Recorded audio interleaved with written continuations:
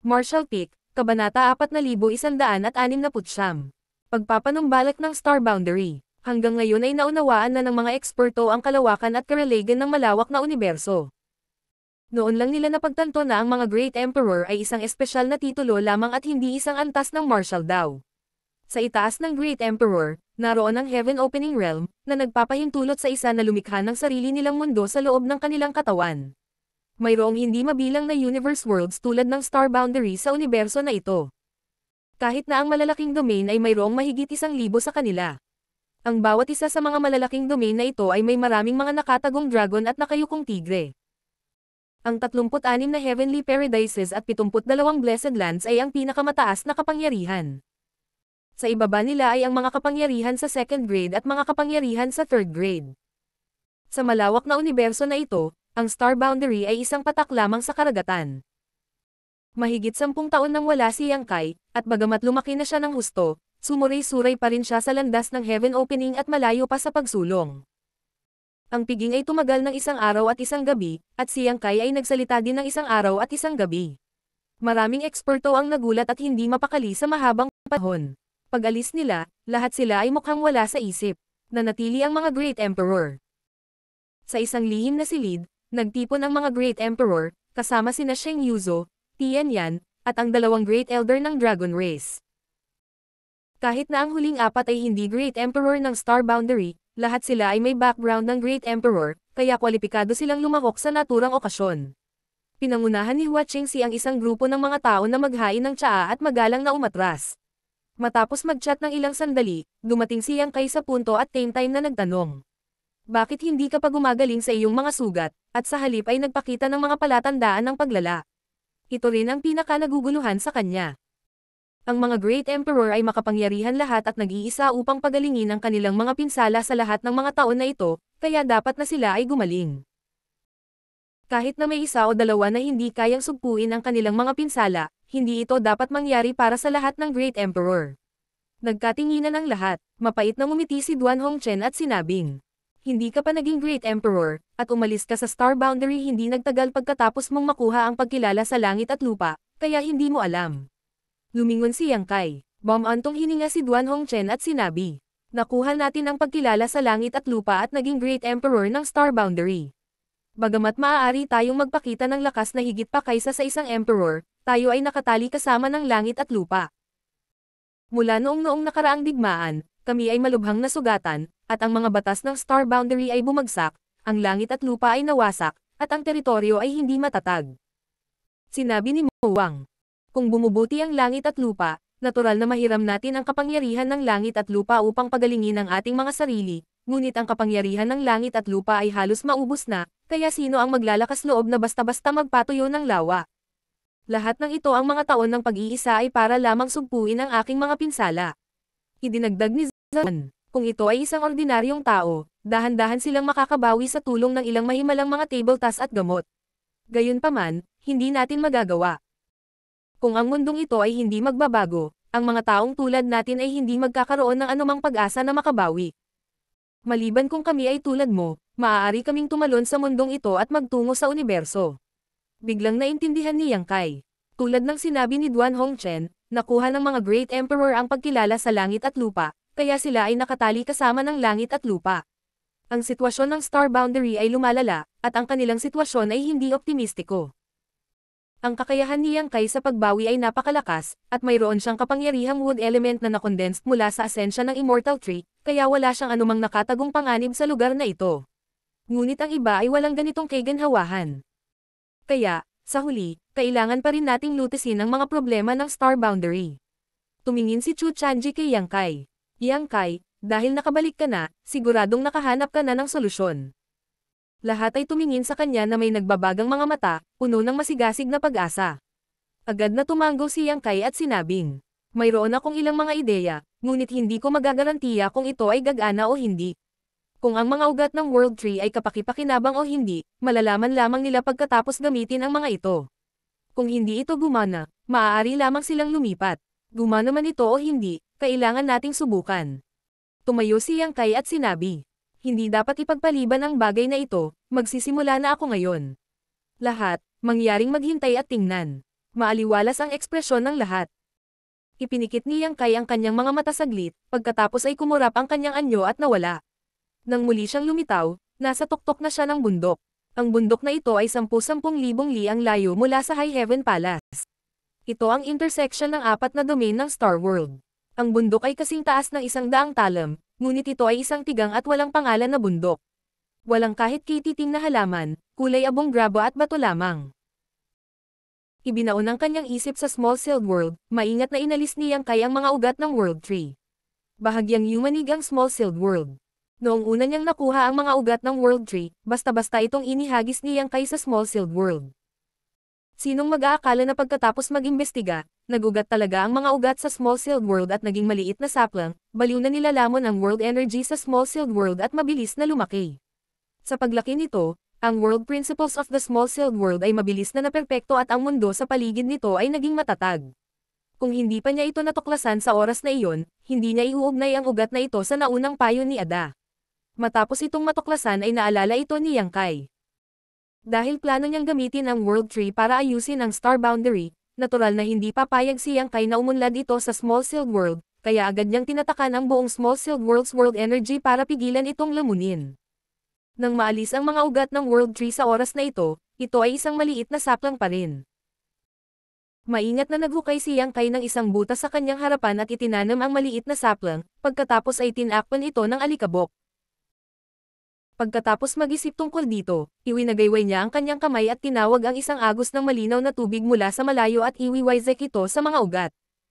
Dahil sa pagkabalisa, tumingin si Yang Kai sa maliit na saplang sa kanyang harapan at tahimik na naghintay. Ang kaligtasan ng Star Boundary ay nakasalalay sa sandaling ito. Si Yang Kai ay mukhang kalmado sa ibabaw, ngunit siya ay lihim na kinakabahan. Walang paggalaw.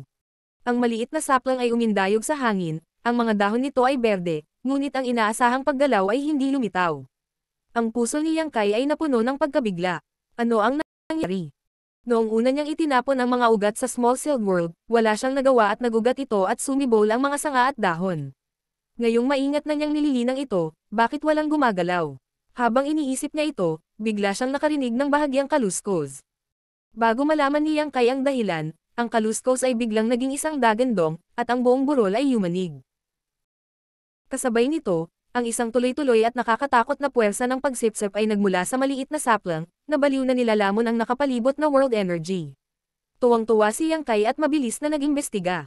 Sa ilalim ng lupa, hindi nakikita ng hubad na mata, ang mga ugat ng maliit na saplang ay lumawak ng ligaw, na umaabot ng malalim sa lupa at lumalawak. Sa ilang paghinga lang, lumawak na ito sa mahigit 12 hektarya, at lumalawak pa rin ito sa mas mabilis na bilis. Ang buong tigang na burol ay umaalon, at ang mga ugat ay nakalantad sa labas, na nakakabasag ng buhangin at mga bato. Ang maliit na saplang ay patuloy na umangat, lumalaki sa bilis na nakikita ng mata. Paulit-ulit na umatras si Yang Kai. Sa loob lamang ng kalahating oras, ang maliit na saplang na kasing taas ng tao ay naging matayog na puno na mahigit 300 metro ang taas. Ang korona ng puno ay siksik, tulad ng isang malaking payong, na sumasakop sa buong burol. Ang paglaki ay hindi hutok. Sa malalim na ilalim ng lupa, ang mga ugat ng World Tree ay patuloy na lumalawak, at sa ibabaw, ang World Tree ay lumago ng hindi mapigilan. Nakita ng sariling mga mata ni Yang Kai na ang isang void crack na 100 milya ang layo mula sa tigang na burol na ito ay unti-unting naglaho sa paglaki at impluwensya ng World Tree. At sa lugar na sakop ng mga ugat ng World Tree, tumigas ang sirang World Principles. Hindi lamang sila naibalik sa kanilang orihinal na estado, ngunit sila ay mas malakas pa. Tapos na. Bagamat nahulaan ni Yang Kai na ang mga ugat ng World Tree ay magiging kapaki-pakinabang sa astral plane noong una niyang nakuha ang mga ito, ngayon lang niya ito kinumpirma. Sa World Tree na ito, hindi na kailangang mag-alala ang astral plane. Siyempre, hindi ito ang totoong World Tree. Ito ay isang ebolusyon lamang ng mga ugat ng World Tree. Sa mahigpit na pagsasalita, ito ay isang clone lamang ng World Tree. Ang totoong 3,000 World Tree ay nasa Land of the Ancients pa. Iniisip niya kung ang clone na ito ng World Tree ay magbubunga ng 3,000 World Fruit pagkatapos itong lumaki.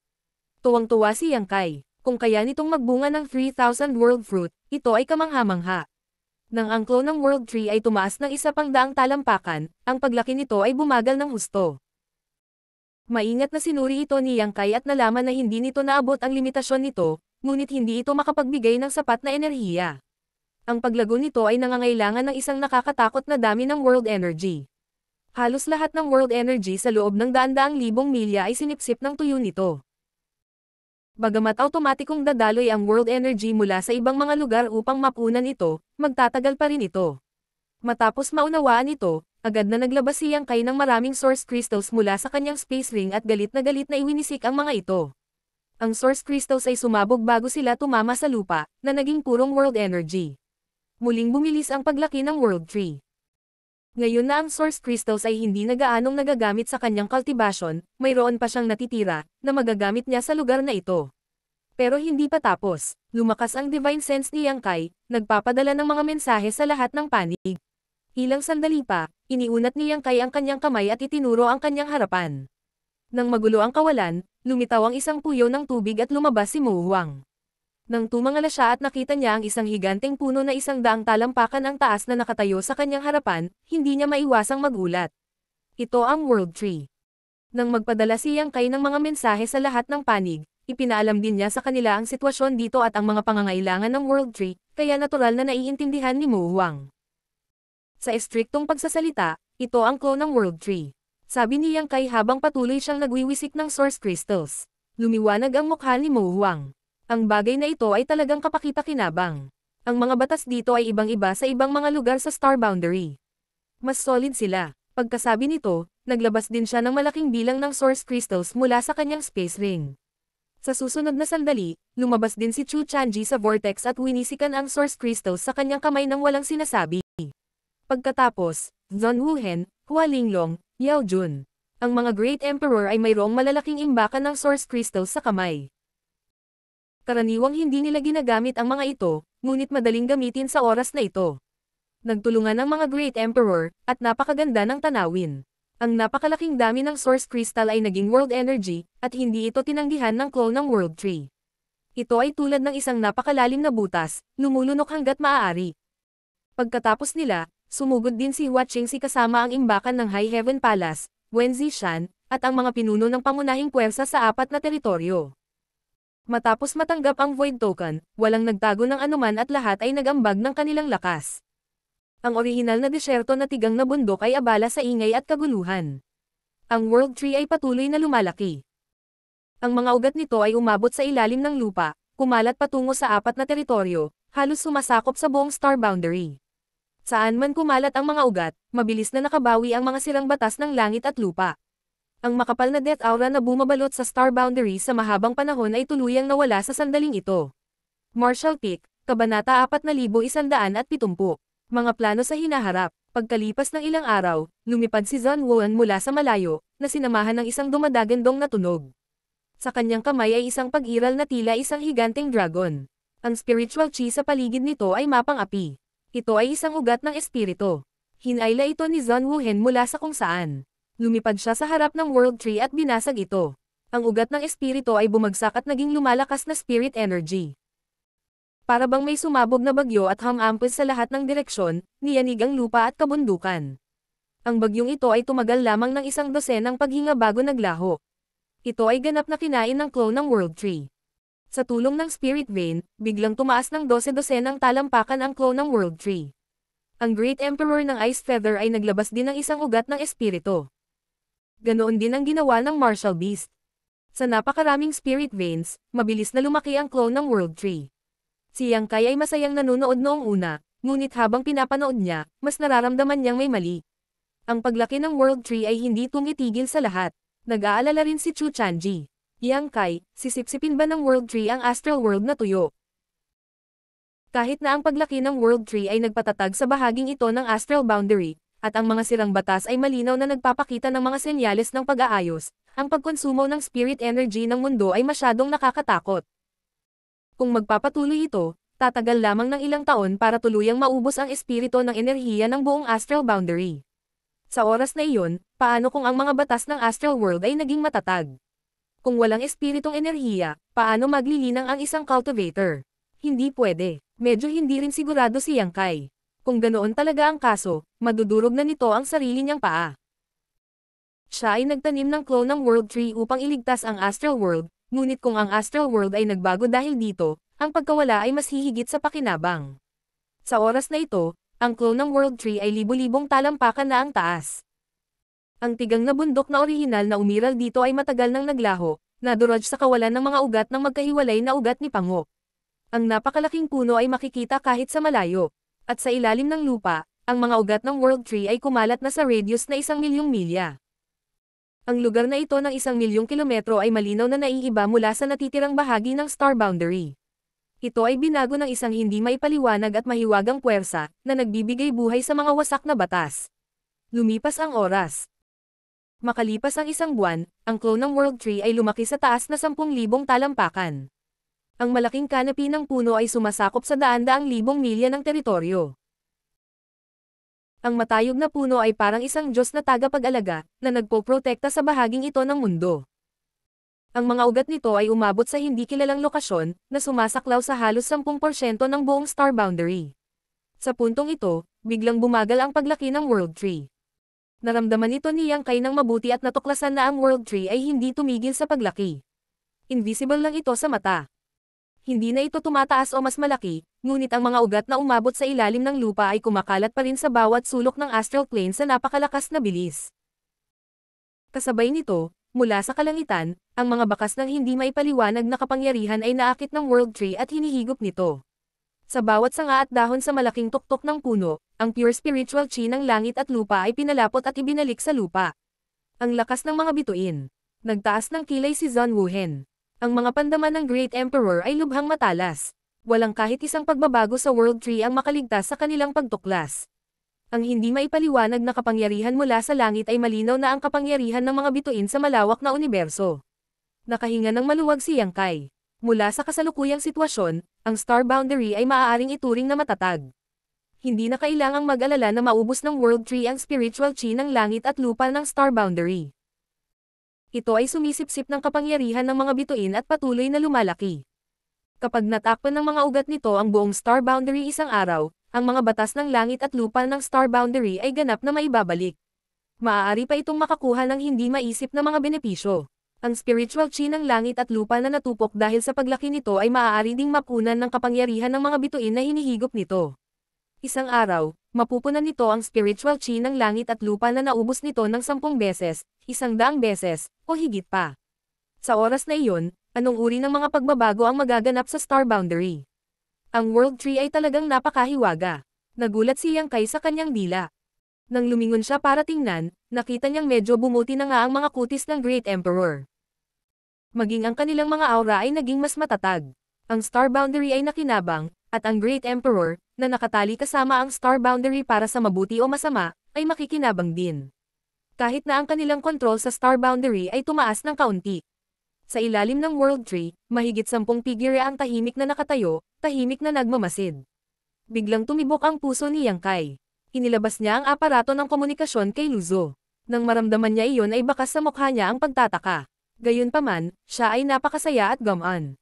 Sinabi niya sa mga Great Emperor, "Babalik ako kaagad." Umindayog ang kanyang figure at nawala. Pagkaraan ng ilang sandali, lumitaw ang figure ni Yang Kai sa paligid ng star boundary. Tumangala siya at nakita niya ang isang malaking halimaw na nakatalikod sa kanya. Humakbang ito palayo at naglakad sa di kalayuan. Ang napakalaking halimaw na iyon, kung hindi ang Giant God Ada, sino pa kaya ito? Hindi mabilis ang kanyang mga galaw.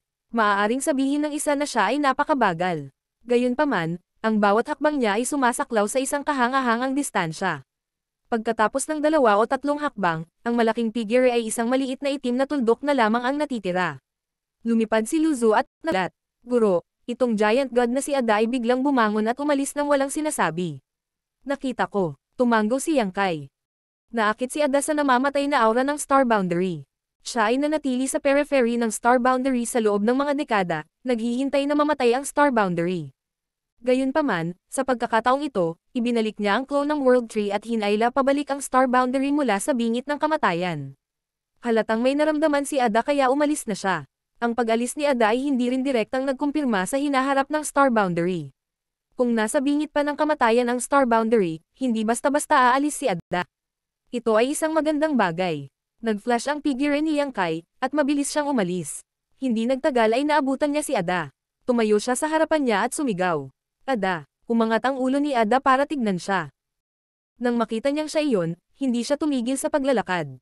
Inabot niya ito at hinawakan siya sa kamay, nakangiti. Aalis na si Ada. Saan ka pupunta? Tanong ni Yang Kai. Saglit na nawalan ng malay si Ada, saka tinapik ang tiyan. Ada, nagugutom na. Maghahanap ako ng makakain. Manatili ka rito. Bibigyan kita ng makakain. Nagtapon si Yang Kai ng One Realm Bead habang nagsasalita siya. Ibinuka ni Ada ang kanyang bibig at nilunok iyon.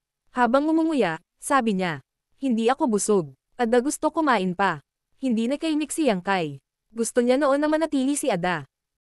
Pagkatapos ng lahat, sa napakalaking halimaw na nagbabantay sa paligid ng Star Boundary, walang maglalakas loob na magkaroon ng anumang ideya tungkol sa Star Boundary. Gayunpaman, si Ada ay narito ng napakaraming taon. Kahit na marami na siyang naki na One Realm Beads, para sa kanya, merienda lang ang mga iyon bago kumain. Ang gusto niyang kainin ay ang totoong mundo ng langit at lupa. Hindi ito masisiyahan ni Yang Kai. Magkikita pa ba tayo sa hinaharap? Sigaw ni Yang Kai. Tumawa ng nakakaloko si Ada. Bumuntong hininga si Yang Kai at muling sumigaw. Ibuka mo ang iyong bibig. Ibinuka ni Ada ang kanyang bibig. Para siyang nakalunok ng bituin. 12 ng One Realm Beads ang itinapon. Sumingit sila sa bibig ni Ada at nawala. Tuwang-tuwa ang ekspresyon ni Ada nang marinig ang mga tunog ng malutong. Si Yang Kai ay tumalon na pababa mula sa palad ni Ada. Tumayo siya sa kawalan at pinanood si Ada na umalis. Hindi nagtagal, nawala si Ada sa kanyang paningin. Hindi niya alam kung makikita pa niya si Ada sa buhay na ito. Ang mga giant gods ay mapayapang tao. Wala silang nakapirming tirahan. Hinabol nila ang naghihingalong mundo ng langit at lupa. Binigyan sila ng kakayahang maamoy ang aura ng mundo ng langit at lupa mula sa napakalayo. Sila ay pupunta ng maraming taon ng maaga at maghintay ng tahimik. Gayunpaman, napakalawak ng universo. Pagkatapos nitong pamamaalam, mahihirapan silang magkita muli sa hinaharap. Nang bumalik si Yang Kai sa paanan ng World Tree, ang mga Great Emperor ay nakatayo pa rin sa ilalim ng puno. Sinulyapan siya ni Mo Huang at nagtanong, ano ang iyong mga plano para sa hinaharap? Ngayong nalutas na ang krisis ng Star Boundary, ang pasanin na ilang dekada nang nagpapabigat sa puso ng bawat isa ay naalis na. Hindi na nila kailangang mag-alala tungkol sa kaligtasan ng Star Boundary. Panahon na para isipin ang hinaharap. Saglit na nag-isip si Yang Kai at sinabing, sasabihin ko lang sa iyo ang tungkol dito. Naaga ko na ang Spirit Province sa labas ng universe. Ito ay tinatawag na Voidland. Ngayon, maraming bagay na naghihintay na gawin. Gusto kong anyayahan kayong lahat na bumalik sa akin at itayo ang Voidland. Hindi lang kayo, kundi gusto kong kunin ang sino man sa Star Boundary na nag-cultivate sa Third Order Emperor Realm hanggat handa sila. Ang isang Third Order Emperor Realm Cultivator ay kwalipikadong makipag-ugnayan sa universo, ngunit hindi nila maitawid ang Void gamit ang kanilang sariling lakas. Para sa mga nasa ibaba ng Third Order Emperor Realm, kung papayag sila, maaaring isama sila ni Yang Kai. Ang Voidland ay kasalukuyang nangangailangan ng lakas tao. Bagamat maraming tagalabas na tumulong, hindi sila maaasahan gaya ng kanilang sariling mga tao. Bukod dito, kung nais ng Voidland na umunlad at lumago, mahalagang sumipsip ng bagong dugo. Nang marinig ito ni Mo Huang, sinabi niya, noon, hindi natin alam na malawak ang daan, pero ngayong alam na natin, natural na gusto nating makaranas ng mas magagandang tanawin. Kaya lang, kung aalis tayong lahat, sino ang magpoprotekta sa malawak na Star Boundary na ito? Paano kung ang isang malakas na kalaban ay sumalakay? Mananatili ako, sabi ni Zhang Wuhen sa malalim na boses. Makahulugang ngumiti si Duan Hongchen. Maaari din akong manatili. Nang makitang magsasalita na ang iba pang Great Emperor, itinaas ni Yang Kai ang kanyang kamay at pinigilan sila. Hindi mo kailangang gawin ito. Aayusin ko ang kinabukasan ng Star Boundary. Para sabihin sa iyo ang totoo, hindi ako bumalik. Mag-isa sa pagkakataong ito. Nagdala ako ng 3 subordinate, na lahat sila ay may kapangyarihang Heaven Opening Realm. Hindi magiging problema ang mag-iwan ng isang tao sa likod para bantayan ang Star Boundary. At saka, ang Star Boundary ay matatagpuan sa medyo malayong lugar ng teritoryo. Iilan lang ang Universe World sa teritoryong ito, kaya sa normal na mga pangyayari, walang pupunta rito. Siya mismo ay gumugol ng malaking pagsisikap upang mahanap ang Star Boundary. Sinong Heaven Opening Realm Cultivator ang pupunta sa Star Boundary para ipakita ang kanilang lakas? Ang lugar na ito ay walang gaanong atraksyon sa Heaven Opening Realm Cultivators. Kung hindi iyon ang kaso, ang Star Boundary ay may mga talaan ng mga cultivator ng Heaven Opening Realm sa loob ng maraming taon. Nagkatinginan ang mga Great Emperor at tumango. Dahil naisip pa ni Yang Kai ang puntong ito, natural na hindi nila kailangang mag-alala tungkol sa mga kahihinatnan. Hindi nagtagal, kumalat ang isang balita sa buong mundo. Gusto ng Void Great Emperor na dalhin ang Third Layer Emperor Realm Cultivator sa Universe World. Ang mga interesado ay maaaring magtipon sa High Heaven Palace. Para sa mga nasa ibaba ng Third Layer Emperor Realm, kung interesado sila, maaari din silang pumunta sa High Heaven Palace para magparehistro at pumili. Sa buong Star Boundary, sa orihinal ay may ilang Third Layer Emperor Realm Cultivator, ngunit ang ilan sa kanila ay namatay o nasugatan sa dakilang digmaan ng dalawang kaharian. Ngayon, halos 30 na lang silang natitira. Walang gaanong puwang para sa mga taong ito na umunlad sa Star Boundary, kaya kinailangan silang dalhin sa Void. Gayunpaman, mayroong hindi mabilang na mga cultivator sa ibaba ng Third Layer Emperor Realm. Natural na imposibleng dalhin silang lahat sa Voidland, kaya iilan lang ang mapipili. Marshall Peak, Kabanata 4171. Pag-aagawan. Bago ang digmaan ng dalawang kaharian, hindi alam ng mundo ang tungkol sa labas ng mundo. Noon lamang pagkatapos ng War of the Two Realms na umalis si Yang Kai sa Star Boundary na alam ng mundo na may mas panabik at mas malakas na pag-iral sa labas ng universo. Ngayon, lumipas na ang mga dekada, at ang Void Great Emperor ay nagbalik. Hindi lamang nila nalutas ang mga agarang problema ng Star Boundary, ngunit nilayon din nilang pangunahan ang mga cultivator ng Star Boundary sa malawak na universo. Nagulat ang mundo. Hindi mabilang na cultivator ang sumugod na parang kawan ng mga itik. Sa 4 na teritoryo ng Star Boundary, sunod-sunod na cultivator ang sumugod sa space array patungo sa Ice Snow City sa labas ng High Heaven Palace sa Northern Territory. Doon, ang mga alagad ng High Heaven Palace ay may pananagutan sa pagpaparehistro ng mga pangalan, pinagmulan, paglilinang, at mga espesyalidad ng mga bisita. Sa ngayon, puno ng tao ang Ice Snow City. Sa Eastern Territory, Asher Sun Temple. Sa Myriad Saints Peak, ang Temple Master ng Asher Sun Temple, si Wen Zishan, ay nakasuot ng purple na robe. Nakatayo siya na nakaharap sa dagat ng mga ulap habang nasa likod ang kanyang mga kamay. Ang Myriad Saints Peak ang pangunahing rurok ng Asher Sun Temple, at gayon din ang lugar kung saan nanirahan at nilinang si Wen Zishan. Nakataas ito sa mga ulap at napakaganda. Nakatingin si Wen Zishan sa mga gumugulong na ulap habang si Gao Zuting ay nakatayo sa tabi niya, makisig at matikas. Nang sumikat ang araw mula sa silangan, kumalat ang gininto ang ningning nito sa dagat ng mga ulap, na lalong nagpaganda sa dati ng magagandang tanawin. May mga yabag mula sa likuran, na sinundan ng boses ng 3 tao. Pagbati, Temple Master. Pagbati, Elder Gao. Lumingon si Wen Zishan at tumingin sa 3 tao sa harapan niya. Ngumiti siya at tumango. Nandito ka pala. Ang 3 taong nakatayo sa harap niya ay ang triad ng nakababatang henerasyon ng Asher Sun Temple, sina Xie Sheng, Xiao Baiyi, at Merong Xiao Xiao. Ang 3 ito ay ang pinakasikat na mga disipulo ng Asher Sun Temple, at ngayon lahat sila ay nilinang sa Second Order Emperor Realm. Ikinuyom ni Xie Sheng ang kanyang mga kamao at sinabing, "Maaari ko bang malaman kung bakit tayo pinatawag ng Temple Master?" Kung ikukumpara sa mga dekada na ang nakalipas, mas kalmado ang ekspresyon ni Xie Sheng.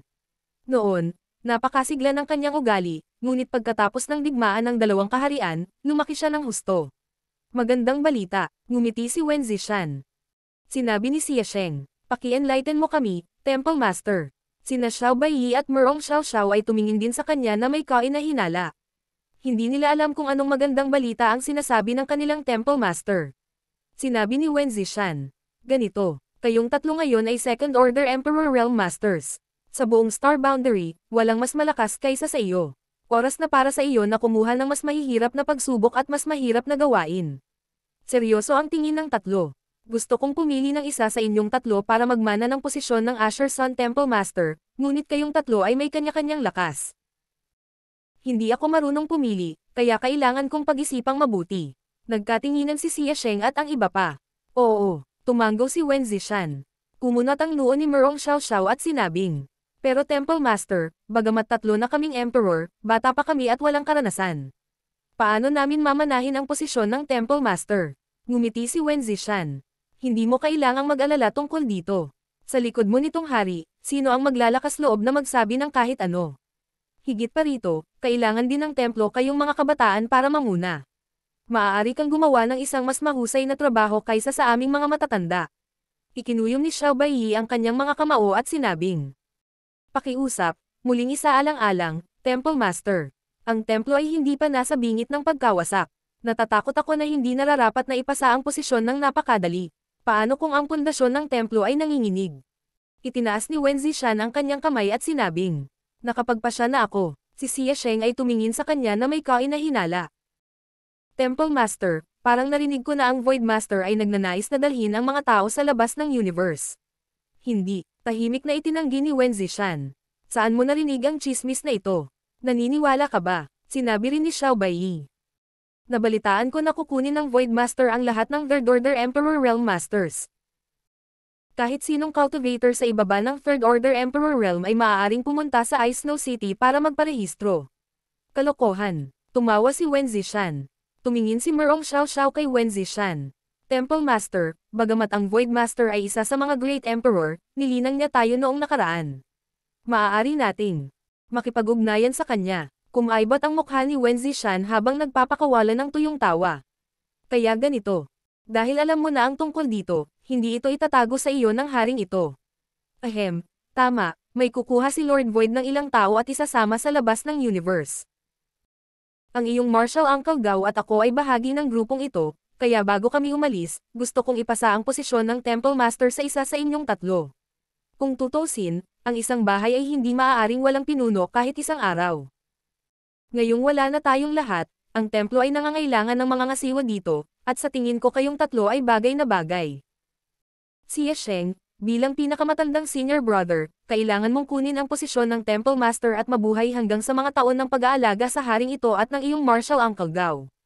Tumangala si Xie Sheng sa langit at nagkunwaring walang narinig. Ang mga ugat sa noo ni Wen Zishan ay pumipintig habang siya ay muling tumingin kay Xiao Baiyi.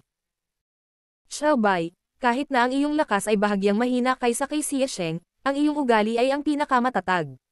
Ang haring ito ay matagal nang nagpasya na hayaan kang manahin ang posisyon ng Temple Master. Naniniwala ako na sa iyong pamumuno, ang templo ay maaaring lumipat patungo sa isang mas magandang kinabukasan. Pinaikit ni Xiao Baiyi ang kanyang mga tenga. Ang mukha ni Wen Zishan ay naging pangit habang nakatingin kay Merong Xiao Xiao at same time na sinabi. Xiao Xiao, kahit na babae ka, hindi ka mababa sa mga lalaki. Gusto mo ba ang posisyon ng Temple Master? Kung gagawin mo, maaari mong kunin ang Temple Master Seal ngayon. Sa tulong ng haring ito, mapapadalisay mo ito ng lubusan sa loob ng ilang araw. Mula nang likhain ang aking templo, wala pang babaeng Temple Master. Kung tatanggapin mo, ikaw ang magiging unang babae Temple Master sa kasaysayan. Ang iyong pangalan ay mapapabilang sa kasaysayan at ikaw ay igagalang ng mga susunod na henerasyon. Mahinang sinabi ni Merong Xiao Xiao. Temple Master, simula nang itatag ang ating templo, ikaw lang ang Temple Master, tama. Ito ay lahat ng walang kabuluhang bagay, hindi na kailangang bigyang pansin ang mga ito. Pero, nag-alinlangan si Merong Xiao Xiao. Pero nakapag-sign up na kaming tatlo. Nakarehistro na ang Ice Snow City. Ano? Si Wen Zishan ay parang tinamaan ng kidlat habang ang kanyang mukha ay namutla. Kailan ito nangyari? Kahapon. Bulong pabalik ni Merong Xiao Xiao. Napahawak si Wen Zishan sa kanyang dibdib at mapait na tumingin sa kanilang tatlo. Sobra ninyong binaygo ang haring ito. Kailangan kayo ng templo ngayon, ngunit sa totoo lang. Talagang walang ingat kayong kumilos. Ang haring ito ay malungkot, sinabi ni Xie Sheng. Temple Master, gusto rin naming makita ang mga magagandang bagay sa labas ng universo. Kung kukunin namin ang seal ng Temple Master, paano kami makakaalis? Ngunit hindi kayong lahat ay maaaring umalis. Galit na galit si Wen Zishan. Kung aalis kayong lahat, ano ang mangyayari sa templo? Nag-isip sandali si Xiao Baiyi at seryosong sinabi. Kung walang ibang paraan, Temple Master, maaari kang manatili. Bastos, galit na galit si Wen Zishan at halos iluwa ang kanyang laway. Gusto mong pumunta sa labas ng universo, ngunit ang haring ito ay ayaw pumunta. Isang grupo ng mga ingrate, ang haring ito ay nagturo sa iyo sa loob ng maraming taon na walang kabuluhan. Mula sa oras na umiiyak ka sa pagkain hanggang ngayon, ganito ang gagantay mo sa haring ito. Nakakainis talaga. Hindi umimik ang tatlo at hinayaang magmura si Wen Zishan nang walang katapusang. Nang siya ay pagod na sa kakagalit, kinuyam ni Xie Sheng ang kanyang mga kamao at sinabing, Temple Master, kung wala nang iba pa, aalis muna kami. Pagkasabi nito, sumenyas siya kina Xiao Baiyi at Merong Xiao Xiao gamit ang kanyang mga mata, at sabay-sabay na sinabi ng tatlo. Aalis na ang disipulo, tumakbo sila pababa ng bundok na parang tipak ng usok. Huwag kayong umalis, pag-usapan natin ang mga bagay-bagay. Sigaw ni Wen Zishan, ngunit walang pumapansin sa kanya. Sa isang kisap mata, nawala silang tatlo. Kinagat ni Wen Zishan ang kanyang mga ngipin at sinabing, ang lakas ng loob nila. Little Zuting, nakita mo ba iyon? Ang tatlong maliliit na bastos na ito ay hindi ako inilalagay, ang Temple Master, sa kanilang mga mata. Ngumiti si Gao Zuting at sinabing, sige, huwag kang magalit. Habang nagsasalita siya, humakbang siya pasulong at hinaplos ang umaalon-alon na dibdib ni Wen Zishan para pakalmayan siya. Kung ako iyon, hindi ko tatanggapin ang selyo ng Temple Master sa oras na ito. Lahat sila ay nasa hustong gulang na at may kanya-kanyang hangarin at pangarap, hindi ba magandang bagay iyon? Ngunit paano ang tungkol sa templo? Tanong ni Wen Zishan. Ngumiti si Gao Zuting. Kung hindi posible, ako. Ako na ang bahala. Dumating ang boses ng isang tao, at lumabas si Kyoran mula sa dagat ng mga ulap at yumuko. Pagbati Temple Master, pagbati Madam. Nagtatakang tumingin si Wen Zishan kay Kyoran. Junior Brother Kyo, ikaw. Napangiti si Kyoran at sinabing, matanda na ako, kaya hindi ko nasasayangin ang oras ko. Walang nakakaalam kung ano ang nasa labas ng universo maliban sa Void Master, ngunit ito ay magiging isang mahabang paglalakbay. Kapag tumanda ang isang tao, madaling mamiss ang bahay. Mananatili ako sa Western Territory, Liu Family Hall. Sa ilalim ng patolto ng maraming elder ng pamilya, ibinigay ng Liu Family Patriarch ang Patriarch Seal sa isang binata. Batang walang galang, mula ngayon, ikaw na ang Patriarch ng Liu Family. Ang iyong kakayahan ay karaniwan, ngunit ang iyong ugali ay matatag. Ako huwag mong hilingin sa iyo na palawakin ang teritoryo ng pamilya Liu, ngunit dapat mong gawin ang iyong makakaya at matupad ang mga inaasahan ng mga ninuno ng pamilya Liu. Ang Liu Family Young Master ay time na kinuha ang Patriarch's Seal at lumuhad sa lupa. Maaalala ng batang ito ang mga salita ni Ama. Tumanggo ang Liu Family Patriarch. Kung gayon ay makatitiyak ako. Bukas, dadalhin ko ang mga tao sa Ice Snow City sa Northern Territory. Kung magiging maayos ang lahat, susundan ko ang Void Master sa universe. Kung gusto mo pa rin akong makita sa buhay na ito, pagkatapos ay magsumikap sa iyong paglilinang. Sinabi ng Void Master na sa hinaharap, hanggat naglilinang ka sa Third Layer Emperor Realm, magpapadala siya ng mga tao upang tanggapin ka. Ang Liu Family Young Master ay yumuko. Nais ng batang ito na maging ligtas ang paglalakbay ni na ama at mga uncle. Sa Eastern Territory, Sky Union City. City Lord Shu Tian siya ay isang First Layer Emperor Realm Master. Sa oras na ito, tinawag niya ang kanyang paboritong anak upang ipasa ang posisyon ng City Lord. Northern Territory, Immaculate Island. Itinaas ni Island Lord Zhang Zhouzi ang isang binata sa kwelyo at idiniin ito sa trono. Isinuot niya ang Island Lord Seal sa kamay ng binata at tinapik ito sa balikat. Bata, simula ngayon, ikaw na ang Island Lord of Immaculate Island. Sumigaw ang binata, Master, hindi mo magagawa ito sa disipulong ito. Ang disipulong ito ay hindi gustong maging Island Lord. Ang disipulong ito ay gustong sumunod sa Void Master upang makamit ang mga dakilang bagay. Huwag kang magsalita ng kalokohan. Si Master na ang bahala sa pagsunod sa Void Master. Kailangan mo lang maging Island Lord at mamuhay ng walang pakialam. Halika, halika, halika, batiin ng lahat ang bagong Island Lord. Tumawag si Zhang Zhouzi, at marami sa mga nakatataas sa Immaculate Island ang nagkayam ng kanilang mga kamao at yumuko na may kakaibang ekspresyon. Pagbati, Island Lord. Sa apat na teritoryo, hindi mabilang ang mga ganitong eksena. Nang gustong dalhin ng Void Great Emperor ang mga tao sa universo, hindi mabilang na mga tao ang sumugod na parang mga pato. Ang cultivator na walang anumang pagpigil ay sumugod sa Ice Snow City upang magparehistro, ngunit para sa mga taong tulad ni Zhang Zhouzi, ang Liu Family Patriarch, at ang City Lord ng Sky Union City, hindi madali para sa kanila ang umalis. Kinailangan nilang gumawa ng maayos na kaayusan. Sa maikling panahon, humigit kumulang 70% ng mga pinuno ng dakilang puwersa sa mundo ang nagpalit ng kamay. Marshall Peak, Kabanata 4172. Hindi masama. Sa labas ng Ice Snow City, dalawang daloy ng liwanag ang lumipad at lumapag sa labas ng gate ng lungsod, na naging mga figure ng dalawang binata. Ang isa ay matangkad at matibay na may malapad na bibig at matangos ang ilong, habang ang isa naman ay gwapo at matikas. Nang magangat ang dalawa ay nagulat silang dalawa. Kakaibang sigaw ng matangkad at matipunong binata.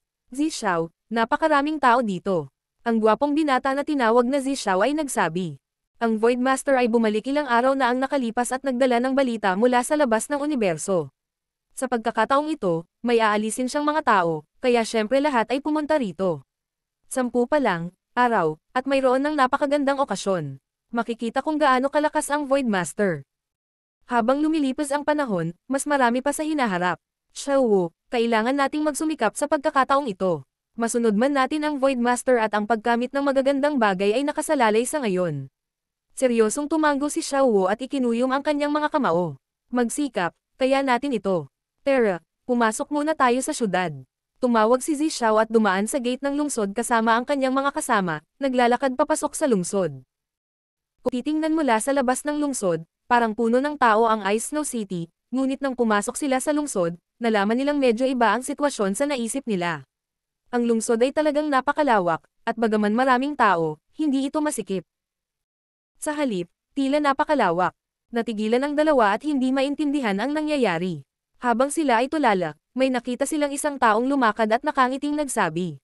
Dalawang maliliit na kapatid, nandito ka ba para magparehistro? Napakamot ng ulo si Xiao at mabilis na tumango. Oo, nandito kami para magparehistro. Ikaw ay. Ngumiti ang tao at nagsabi. Ako ay isang disipulo ng High Heaven Palace. Ang aking apelyido ay Shu. Maaari mo akong tawaging Brother Shu. Ako ang pangunahing responsable sa pag-akay sa iyo sa iba't ibang lugar para magparehistro. Isang alagad ng High Heaven Palace. Agad na nagningning ang mga mata ng dalawang binata. Tinitigan nila si Brother Shu na may nagbabagang mga mata, ang kanilang mga mata ay puno ng paghanga at inggit. Mula nang mapatunayan nila ang kanilang Void Master at makuha ang posisyon ng Great Emperor, pinangunahan nila ang iba't ibang hukbo ng Astral World upang lumaban hanggang kamatayan laban sa Demon Race. Matapos nilang ipagtanggol ang huling purong lupain ng Astral World, ang pangalan ng High Heaven Palace ay kumalat sa buong mundo. Ilang tao ang nangarap na makasali sa High Heaven Palace. Ilang tao ang nagnanais na maging bahagi ng High Heaven Palace. Sa kasamaang palad, sa napakaraming taon, ang High Heaven Palace ay hindi kailanman nag-recruit ng mga disipulo mula sa labas ng mundo, na naging sanhi ng hindi mabilang na mga tao sa Star Boundary na walang paraan upang makapasok. Ang dalawang kabataan ay mababa ang kapanganakan. Bagamat matagal na nilang narinig ang reputasyon ng High Heaven Palace, ito ang unang beses na tumuntong sila sa Northern Territory at ang unang pagkakataon na nakakita sila ng disipulo ng High Heaven Palace. Nadama nila na itong Brother Shu ay talagang iba sa iba. Siya ay tulad ng isang nakasisilaw na araw, at mula sa kung ano ang kanilang nararamdaman, itong si Brother Shu ay hindi bababa sa isang Dao Source Realm Cultivator. Gaya ng inaasahan sa High Heaven Palace, ang alagad na namamahala sa paggabay sa mga tagalabas upang magparehistro ay may ganoong paglilinang. Nagulat ang dalawang binata. Ang binata na nagngangalang Zi Xiao ay may mas kalmadong ugali. Pagkaraan ng maikling sandali ng pagkagulat, ikinuyom niya ang kanyang mga kamao at sinabing. Pagbati, Brother Shu, maaari ko bang itanong, kasama ang ating paglilinang, saan tayo dapat magparehistro? Ngumiti si Brother Shu at sinabing. Kung hindi ako nagkakamali, dapat nasa Origin Returning Realm kayong dalawa. Namula si Zi Xiao sa hiya at napakamot ng ulo. Kami nga ay ganoon, brother. Huli na kaming nagsimulang maglinang. Hininaan niya ang kanyang boses at sinabing, Brother Shu, sa ating cultivation, may pag-asa pa ba kaming sundin ang Void Master? Nakita ko na ang lahat ng cultivator na dumaan ay napakalakas. Ang isang Origin Returning Realm Cultivator ay maaaring ituring na isang master sa teritoryo ng Lower Star Territory, ngunit sa Star Boundary, sila ay wala.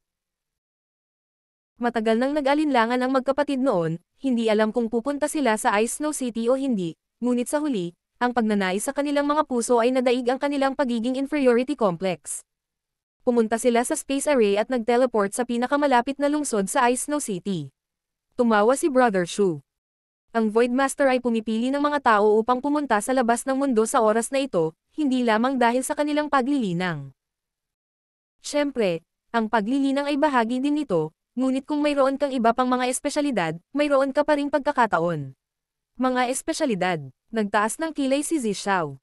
Alchemy, Artifact Refining, Array daw, at iba pa. Hanggat mayroon kang isang bagay na maaari mong ilabas, maaari mong ipakita ito. Nagkatinginan ang magkapatid at sabay na sinabi, marunong kaming magayos ng spirit arrays. Tumango si Brother Shu. Kung gayon, madali lang. Tara na, dadalhin kita sa lugar kung saan nagparehistro ang Array Masters. Pagkasabi nito, pinangunahan niya ang daan. Sa paglalakad sa maluwang na kalye, ang dalawang magkapatid ay parang mga bumpkins sa bansa na unang beses palang nakapasok sa isang malaking lungsod. Ang lahat ay bago sa kanila, at sila ay tumuturo sa gilid paminsan-minsan. Biglang sinabi ni Zishao. Brother Shu, noong nasa labas tayo, parang hindi ganito kalaki ang Ice Snow City, di ba?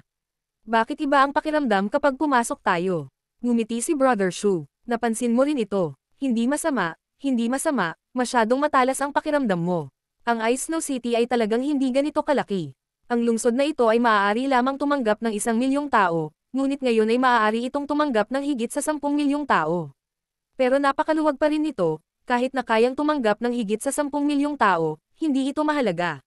At lahat ng ito ay gawa ng Void Master. Ang buto ng mastasa ay naglalaman ng bundok Samero. Biglang may naisip si Zishao at naging solemn na ang kanyang ekspresyon. Napakamot ng ulo si Brother Shu. Hindi ko masasabi, ngunit ang ating Void Master ay bihasa sa Space Principles. Hindi ko alam kung anong paraan ang ginamit niya, ngunit ang loob ng Ice Snow City ay napakalawak na ngayon. Talagang lumalaban sa langit ang mga pamamaraan ng Void Master. Sabi ni Zishao na may panatikong ekspresyon. Tawa ng tawa si Xiao Wu. Darating ang araw na magagawa nating magkakapatid ang anumang gusto natin. Sinabi ni Brother Shu, kayong dalawang maliliit na kapatid ay napaka-ambisyosa. Sa harap namin ay ang lugar ng pagpaparehistro. Maaari kayong pumunta doon ng mag-isa. Kailangan ko pa ring ipagpatuloy ang pagtanggap ng ibang mga tagalabas, kaya hindi na kita samahan. Salamat, Brother Shu. Yumuko ang dalawa at nagpasalamat sa kanya. Ikinaway ni Brother Shu ang kanyang kamay, at nawala ang kanyang anyo sa karamihan. Pagkaalis niya, napatingin ang magkapatid sa isang malaking bulwagan sa harapan nila. May mga papasok at pasok sa malaking bulwagan, at halatang nandito silang lahat para magparehistro tulad ng magkapatid. Pagkaraan ng ilang sandali na pasiglahin ang isa't isa, pumasok na sila. Sa isang sulyap, nakita nila na ang malaking bulwagan ay nahahati sa 12 ng mga lugar ng teritoryo. Ang bawat lugar ng teritoryo ay may cultivator na nakasuot ng uniforme ng High Heaven Palace, at maraming cultivator ang nakapila sa bawat lugar ng teritoryo. Pinili nilang dalawa ang isang lugar kung saan kakaunti ang tao at tahimik na naghintay. Hindi nagtagal, turn na nila. Humakbang ang dalawa at pinagsalikop ang kanilang mga kamay. Pagbati, brother. Ang kanilang mga ekspresyon ay solemn na at marangal. Sa likod ng counter, ang disipulo ng High Heaven Palace ay nagtaas ng ulo at sinulyapan sila. Ngumiti siya at sinabing, huwag kang kabahan. Rehistrasyon lang ito at maliit na pagsubok. Bagamat sinabi niya ito, mukhang tensyonado pa rin ang dalawang binata.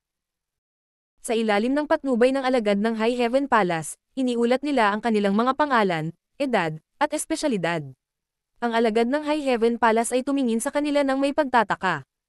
12 taon pa lang kayong nag-cultivate, at mayroon kayong ganoong cultivation. Hindi naman masama ang inyong kakayahan. Ang bihira ay nakikisali pa kayo sa mga pormasayon. Dahil iyon ang kaso, kayong dalawa maaaring mag-set up ng spirit gathering formation dito. Tumanggo ang dalawang binata at agad na naging abala. Ito ay isang simpleng pagsubok lamang. Ginawa rin ito ng mga taong nagparehistro bago sila, at hindi ito nakatarget sa kanila. Kaya naman walang pagdadalawang isip na naging abala ang dalawang kabataan. Isang spirit gathering formation ang pinakasimple at simpleng formation, at walang formation master na hindi alam kung paano ito gagawin. Ang High Heaven Palace ay hindi nagbigay ng mga materyales, kaya ang dalawang kabataan ay kinailangang alamin ito mismo. Sa kabutihang palad, ang dalawang kabataan ay nag-set up ng isang spirit gathering formation nang hindi mabilang sa panahon ng kanilang cultivation, kaya natural na pamilyar sila dito sa pagkakataong ito. Habang nag-aayos ang dalawang kabataan, may biglang pumasok sa main hall. Sa likod ng kanyang mga kamay, nilaybot niya ang teritoryo ng bawat distrito. Ang cultivator na pumunta dito para magparehistro ay kinakailangang mag-set up ng spirit gathering formation. Ang taong ito ay huminto sa harap ng teritoryo ng bawat distrito at nagmamasid, pinakanak ang tumatango na may hitsura ng pagsang-ayon o dahan-dahang umiiling. Hindi nagtagal, dumating siya sa teritoryo ng Zishao at Little Wu. Nang makita siya ng alagad ng High Heaven Palace na namamahala sa lugar na ito, mabilis siyang bumangon at saludo sana sa kanya, ngunit ikinaway ng tao ang kanyang kamay, na nagpapahiwatig na hindi siya dapat gumawa ng kaguluhan. Ngumiti ang alagad ng High Heaven Palace at muling umupo. Sinulyapan ng tao ang spirit gathering formation na itinatayo ni Zishao at Little Wu, at biglang nagningning ang kanyang mga mata habang nanonood ng may labis na interes. Bahagyang nagulat ang alagad ng High Heaven Palace. Ang iba ay hindi alam ang pagkakakilanlan ng taong ito, ngunit alam niya. Sa mga tuntunin ng Aridaw, malamang na walang sino man sa buong Star Boundary ang maaaring maihambing sa kanya. Mayroon bang espesyal tungkol sa Spirit Gathering Formation na itinayo ng dalawang kabataang ito? Siya mismo ay medyo bihasa din sa Aridaw, kung hindi, hindi sana siya inayos dito para magparehistro. Agad siyang tumingin, at pagkatapos mag-obserbo ng ilang sandali, bigla niyang natuklasan na ang Spirit Gathering Formation na itinatayo ng dalawang kabataang ito ay talagang kakaiba sa nakita niya noon. Bagamat maraming uri ng Spirit Gathering Formations, lahat sila ay pare-pareho lang. May kabuuang 49 na kaayusan, ngunit sa kanyang memorya, ang Spirit Gathering Formation sa kanyang harapan ay hindi kabilang sa alinman sa mga ito. Anong klaseng arrangement ito? Habang siya ay lihim na naguguluhan, huminto sina Zishao at Little Wu at nakahinga ng maluwag. Sinabi ni Zishao, "Brother, ang Spirit Gathering Formation ay naset up na. Mangyaring suriin ito, brother." Itinaas ng disipulo ng High Heaven Palace ang kanyang ulo at tumingin sa likod ng dalawang kabataan. Kapag nandito ang taong ito, paano naman niya ito susuriin? Tila may napansin sina Zishao at Little Wu at ibinaling ang kanilang mga ulo upang tumingin, para lamang matuklasan na may nakatayo sa likuran nila. Ang tao ay nasa likod ng kanyang mga kamay, itinuwid ang kanyang mga damit, at tumingkayad sa lupa nang walang pakialam sa kanyang imahe. Tiningnan niya ang Spirit Gathering Formation sa kanyang harapan at sinabing, ang mga materyales ay nabawasan ng humigit kumulang 10%, at may dalawang mas kaunting base, ngunit ang epekto ay nadagdagan ng 20%. Ang ganitong uri ng pamamaraan ay napakaluma, hindi moderno. Nang marinig ito ni Zishao at Little Wu, agad silang nagpakita ng nagulat na mga ekspresyon. Pagkatapos ay narinig nilang sinabi ng tao. Kakaiba ang paraan ng pag-iisip, ngunit nakakalungkot na ang taong nag-set up ng Spirit Gathering Formation ay clumsy. Halatang hindi pa siya nakatanggap ng kumpletong pagtuturo.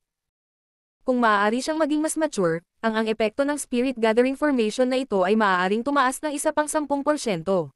Pagkasabi nito, tumayo ang tao at tumanggo. Hindi masama. Nakangiting tumingin sa dalawang kabataan, tinanong niya. Kanino mo ito namana? Sina Zishao at Xiaowu ay hindi maiwasang maging mapagbantay. Tama ang nasa harap nila. Ang dalawa sa kanila ay orihinal na mga anak ng mga mangangaso sa kabundukan. Noong bata pa sila, aksidente silang naligaw habang naglalaro sa kabundukan at nakapasok sa isang kuweba. Sinong mag-aakala na may kalansay sa kuweba? May nakuha silang dalawa sa kalansay. Nang walang patnubay ng isang guro, ang dalawang kabataan ay nagturo sa sarili. Ang lahat ng ito ay ang pinakamalaking sikreto ng dalawang kabataan, ngunit sinong mag-aakala na ito ay ilantad ng isang ganap na estranghero dito. Sandaling naisipan ng dalawang binata na patayin siya para patahimikin siya.